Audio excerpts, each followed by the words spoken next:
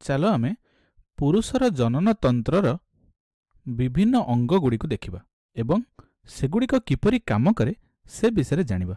ତେବେ ଏହି ଜନନ ତନ୍ତ୍ରର ବାହାରେ ଥିବା ଅଂଶଗୁଡ଼ିକ ଯାହାକୁ ଆମେ ଖାଲି ଆଖିରେ ଦେଖ, ପ୍ରଥମେ ସେଗୁଡ଼ିକରୁ ଆମେ ଆରମ୍ଭ କରିବା। ତେବେ ପ୍ରଥମେ ତୁମେ ଏହି ଅଂଶଟିକୁ ଲକ୍ଷ୍ୟ କର, ଯାହାକି ଆମ ଶରୀରରୁ ତଳକୁ ଲଟକିକି ରହିଥାଏ ଏବଂ ସେହି ଅଂଶକୁ ଆମେ ଶୁକ୍ରମୁଣି ବୋଲି କହିଥାନ୍ତି। ଠିକ୍ ଅଛି। ତେବେ ଏହି ଶୁକ୍ରମୁଣି କିଛି ଗୋଟେ ଜିନିଷକୁ ତା ଭିତରେ ଧରିକି ରଖିଥାଏ ଏବଂ ସେ ଜିନିଷକୁ ଇଏ ସୁରକ୍ଷା ପ୍ରଦାନ କରେ। ତେବେ ସେ ଜିନିଷଟି କ'ଣ, ଆମେ କିଛି ସମୟ ପରେ ତା ବିଷୟରେ ଆଲୋଚନା କରିବା। ତେବେ ଏହି ଅଂଶଟି, ଏହାକୁ ମଧ୍ୟ ଆମେ ଖାଲି ଆଖିରେ ଶରୀର ବାହାରେ ଦେଖିପାରେ। ତେବେ ଏହାକୁ ଆମେ ଶିଶ୍ନ ବୋଲି କହିଥାନ୍ତି, ଯାହାକି ପୁରୁଷର ଲିଙ୍ଗ ଅଟେ। ତେବେ ଚାଲ ଆମେ ପୁରୁଷ ଜନନତନ୍ତ୍ରର ଶରୀରର ମଧ୍ୟରେ ଥିବା ଅଙ୍ଗଗୁଡ଼ିକୁ ଆଲୋଚନା କରିବା, ଯାହାକୁ ଆମେ ଖାଲି ଆଖିରେ ଦେଖିପାରନ୍ତି ନାହିଁ।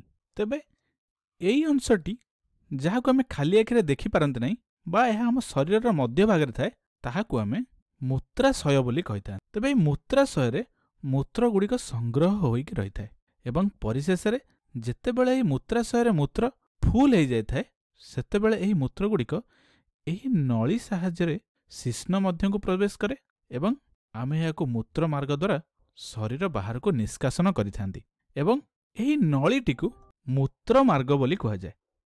ଠିକ୍ ଅଛି। ତେବେ ଏହି ମୂତ୍ରମାର୍ଗଟି ମଧ୍ୟ ଆମର ଜନନତନ୍ତ୍ର ପାଇଁ ଏକ ଗୁରୁତ୍ୱପୂର୍ଣ୍ଣ ଅଂଶ ଅଟେ। ପୁନଶ୍ଚ ଆମେ ଏହି ଶୁକ୍ରମୁଣି ନିକଟକୁ ଆସିବା। ତେବେ ଏହି ଶୁକ୍ରମୁଣି ମଧ୍ୟରେ କ'ଣ ଅଛି? ଏହା ମଧ୍ୟରେ ଏକ ଗୁରୁତ୍ୱପୂର୍ଣ୍ଣ ଅଙ୍ଗ ଅଛି, ଯାହାକୁ ଏହି ଶୁକ୍ରମୁଣି ସୁରକ୍ଷା ପ୍ରଦାନ କରେ। ତାହାକୁ ଆମେ ଶୁକ୍ରାଶୟ ବୋଲି କହିଥାନ୍ତି। ଠିକ୍ ଅଛି। ଏହି ଅଂଶଟିକୁ ଆମେ ଶୁକ୍ରାଶୟ ବୋଲି କୁହନ୍ତି ଏବଂ ପୁରୁଷ ଶରୀରରେ ଏହି ଶୁକ୍ରାଶୟ ଦୁଇଟି ଥାଏ।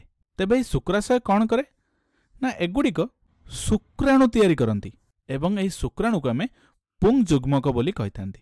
ଅଥବା ଆମେ ଏମିତି କହିପାରିବା ଯେ ପୁରୁଷମାନଙ୍କର ଯୁଗ୍ମକକୁ ଆମେ ଶୁକ୍ରାଣୁ ବୋଲି କହିଥାନ୍ତି। ତେବେ ଆମେ ହର୍ମୋନ୍ ବିଷୟରେ ଆଗରୁ ମଧ୍ୟ ଆଲୋଚନା କରିଥିଲେ ଯେ ଏହି ଶୁକ୍ରାଶୟଟି ଟେଷ୍ଟୋଷ୍ଟିରନ୍ ନାମକ ଏକ ହର୍ମୋନ୍ କ୍ଷରଣ କରେ, ଯାହାକି ଆମର ଯୁବକ୍ରାନ୍ତି ସମୟରେ କ୍ଷରଣ ହୋଇଥାଏ ଏବଂ ଏହି ଟେଷ୍ଟୋଷ୍ଟିରନ୍ର ସହାୟତାରେ ପୁରୁଷମାନଙ୍କ ଯୁବକ୍ରାନ୍ତି ସମୟରେ କିଛି ଶାରୀରିକ ପରିବର୍ତ୍ତନ ଆମେ ଲକ୍ଷ୍ୟ କରିଥାନ୍ତି, ଯେପରିକି ନିଶଧାଡ଼ି ଉଠିବା, କଣ୍ଠସ୍ୱରରେ ପରିବର୍ତ୍ତନ ହେବା, ତା ସହିତ ପ୍ରଜନନ ଅଙ୍ଗର ବିକାଶ ଘଟିବା ଏହି ଟେଷ୍ଟୋଷ୍ଟିରନ୍ ହର୍ମୋନ୍ ଦ୍ୱାରା ହୋଇଥାଏ ଏବଂ ପୁନଶ୍ଚ ଏହି ଟେଷ୍ଟୋଷ୍ଟିରନ୍ ଶୁକ୍ରାଶୟ ମଧ୍ୟରେ ଶୁକ୍ରାଣୁ ତିଆରି କରିବାର କାର୍ଯ୍ୟକ୍ଷମତାକୁ ନିୟନ୍ତ୍ରଣ କରେ। ତେବେ ଏଇଠି ତୁମେ ଭାବୁଥିବ ଯେ ଏହି ଶୁକ୍ରମୁଣିଟି ଆମ ଶରୀରରୁ ବାହାରେ କାହିଁକି ଏମିତି ଓଳିକି ରହିଥାଏ? ଏହାର କାରଣ ହେଉଛି ଯେ ଶୁକ୍ରାଣୁ ପ୍ରସ୍ତୁତ ପାଇଁ ଆମ ଶରୀର ତୁଳନାରେ ଏହି ଶୁକ୍ରାଶୟର ତାପମାତ୍ରା 2 ଡିଗ୍ରୀ କମ୍ ଆବଶ୍ୟକ ବା ଏହାକୁ କିଛି ଥଣ୍ଡା ତାପମାତ୍ରା ଆବଶ୍ୟକ। ଏଣୁ ଏହି ଶୁକ୍ରାଶୟଟି ଆମ ଶରୀର ବାହାରକୁ ଏମିତି ଲଟକିକି ରହିଥାଏ ଏବଂ ଏହି ଶୁକ୍ରମୁଣି ଏହି ଶୁକ୍ରାଶୟକୁ ସୁରକ୍ଷା ପ୍ରଦାନ କରିବା ସହିତ ତାପମାତ୍ରାକୁ ସମ୍ବଳିତ କରିବାରେ ସହାୟତା କରେ। ଠିକ୍ ଅଛି।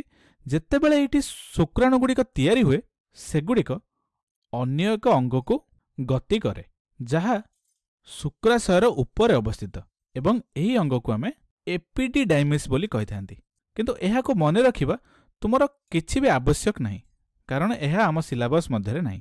ତେବେ ଏଠି ଜାଣି ରଖ, ଶୁକ୍ରାଶୟ ମଧ୍ୟରେ ଶୁକ୍ରାଣୁ ପ୍ରସ୍ତୁତ ହେଲା ପରେ ଏହି ଶୁକ୍ରାଣୁଗୁଡ଼ିକର ବୃଦ୍ଧି ଓ ପରିପକ୍ୱ ହେବା ପର୍ଯ୍ୟନ୍ତ ଏମାନେ ଯାଇ ଏହି ଏପିଡିଡାଇମିସ୍ ମଧ୍ୟରେ ସଞ୍ଚିତ ହୋଇ ରହିଥାନ୍ତି।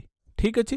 ଯେତେବେଳେ ଶୁକ୍ରାଣୁଗୁଡ଼ିକ ତିଆରି ହୋଇସାରିଲା କିମ୍ବା ପରିପକ୍ୱ ହୋଇସାରିଲା, ତେବେ କ'ଣ ହେବ ନା, ତେବେ ଏହି ଶୁକ୍ରାଣୁଗୁଡ଼ିକ ଆମର ଶିଶ୍ନ ମଧ୍ୟକୁ ପ୍ରବେଶ କରିବା ଦରକାର। ତେବେ ଶିଶ୍ନ ମଧ୍ୟକୁ କେମିତି ପ୍ରବେଶ କରିବ?